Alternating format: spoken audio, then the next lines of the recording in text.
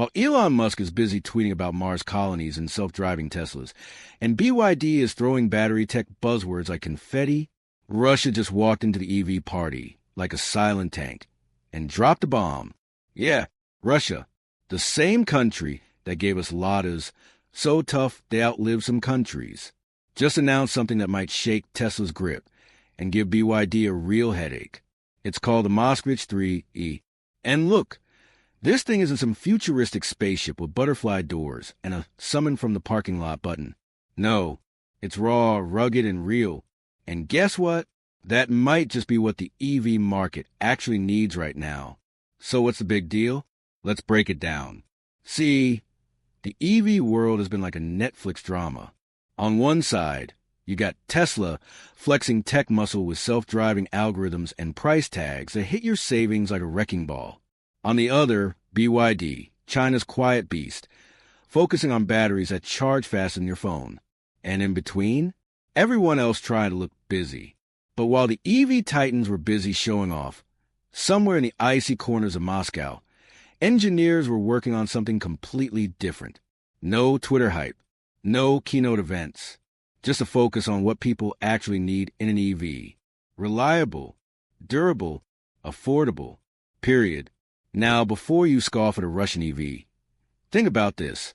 Most electric cars today are designed for cities.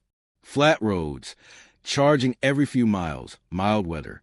But what if you live where the roads suck, winters freeze your bones, and you can't find a charger every 5 blocks? That's where Moskvich comes in like, hold my vodka.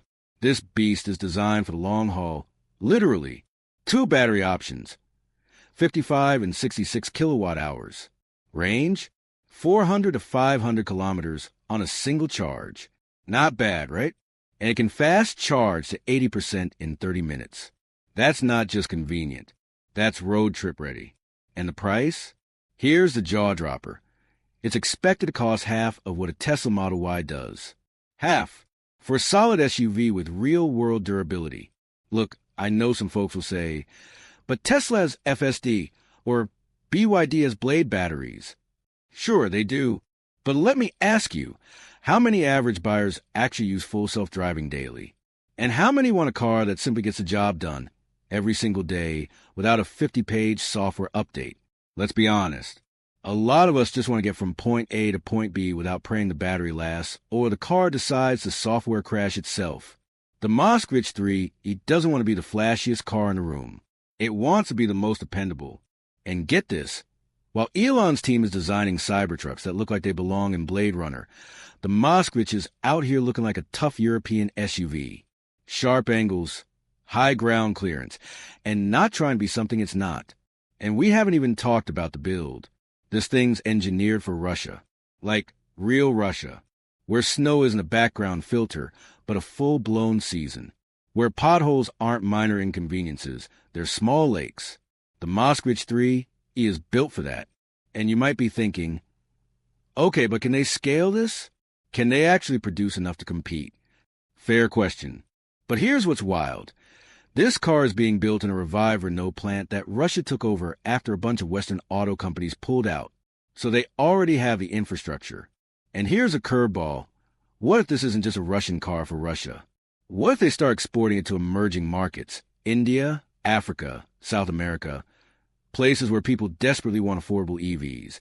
But the Teslas of the world are too pricey. Boom. That's the move. That's the threat. Because if the Moskvich 3E can hit those markets first, and hit them hard, Tesla and BYD are going to be playing defense. And honestly, would you buy one if it came to your country?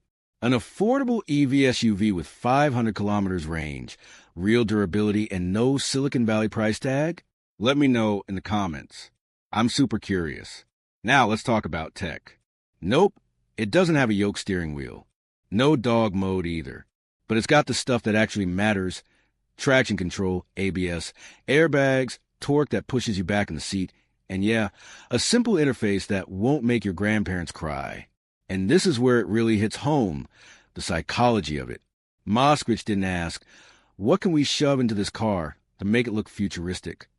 They asked, what does the average driver really need? You don't need to summon your car with your phone. You need it to not die in a snowstorm. You don't need a 50-inch curved dashboard screen. You need a car that doesn't break down when you hit a pothole. And that, right there, is why this thing is making waves.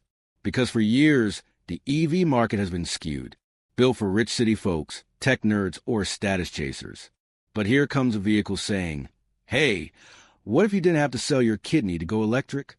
Now, is it perfect? Probably not. This is Russia's first serious EV play in a while, and the world will be watching for flaws. Quality control, service networks, brand trust. Those are all fair questions.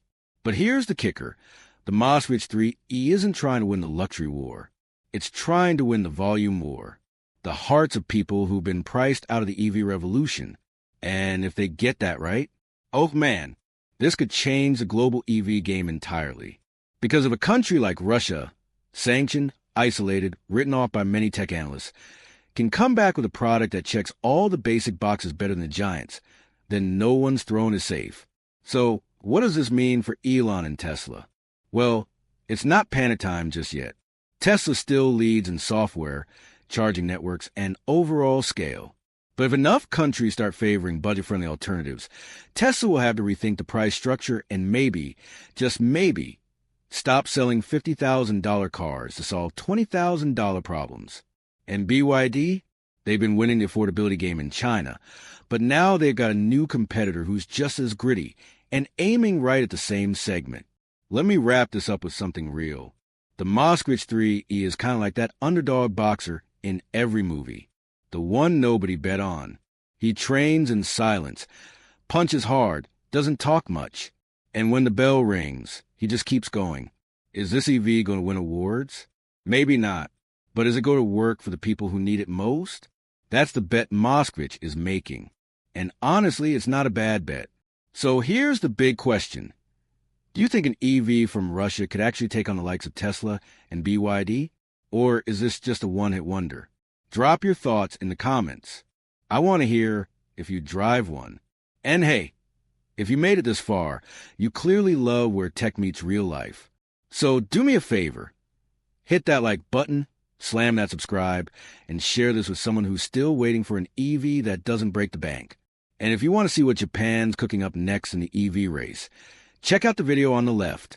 Trust me, it's a wild ride. See you in the next one.